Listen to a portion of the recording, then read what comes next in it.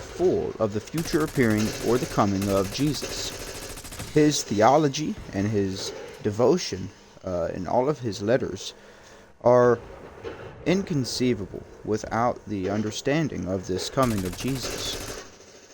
However, what he has to say about this event has often been misunderstood by many people, and most importantly, it's been misunderstood by the proponents of Rapture theology that has arisen over the last few hundred years.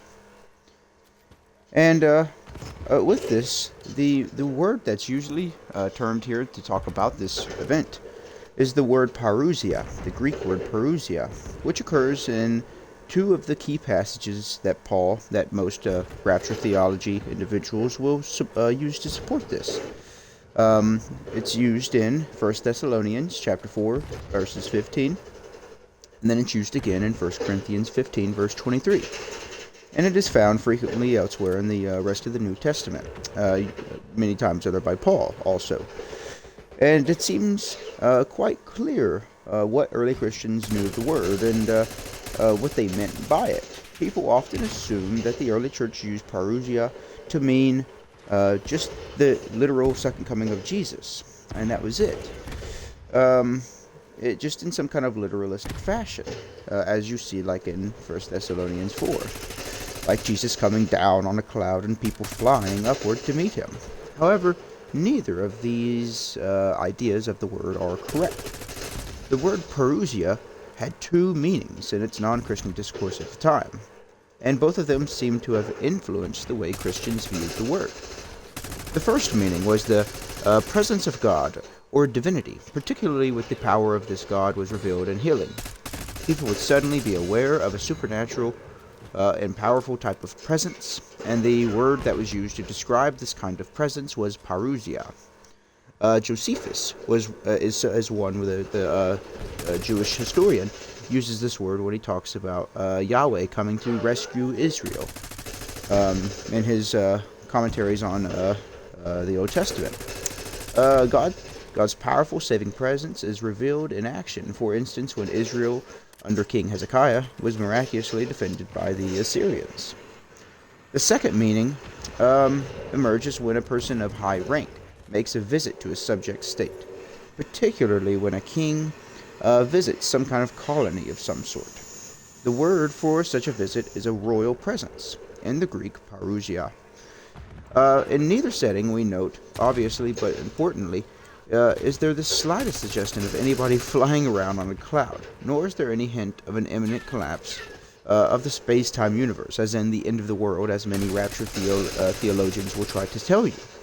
So what does it mean to when Paul does talk about this passage? So first let me just read 1 Thessalonians 4, verses 16 through 17. It says, quote, "The Lord himself will come down from heaven with a shouted order, with the voice of an archangel, and the sound of God's trumpet.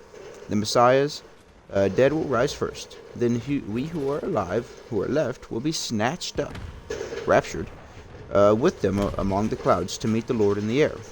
And in this way we shall always be with the Lord." So another thing that may help is when you look at other passages that Paul also kind of uses the same kind of theological approach. Like in 1 Corinthians 15, verses 23 through 27, Paul speaks of the parousia of the Messiah as the time of the resurrection of the dead. So the parousia and the resurrection are the same event.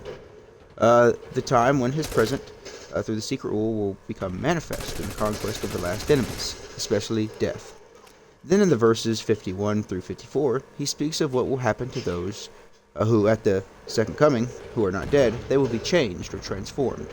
This is clearly the same event that Paul is speaking about in 1 Thessalonians 4. We have the trumpet in both, and the resurrection of the dead that are in both passages.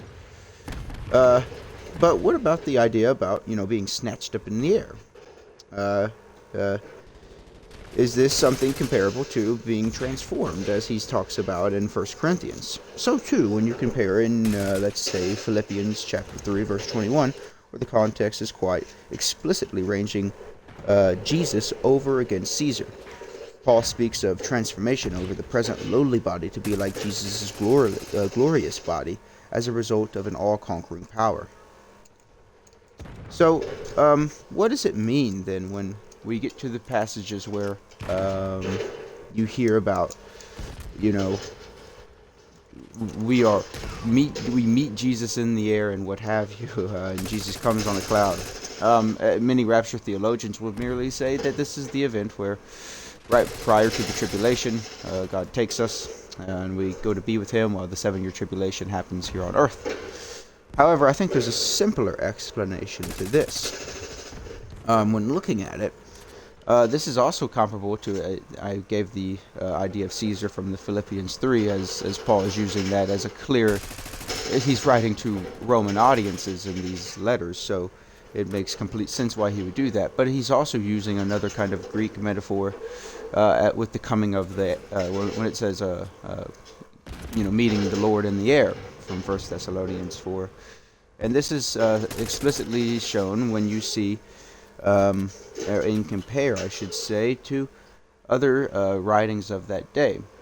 For example, in writings of antiquity, you would have times where, let's say, Caesar would have to go to some kind of different area.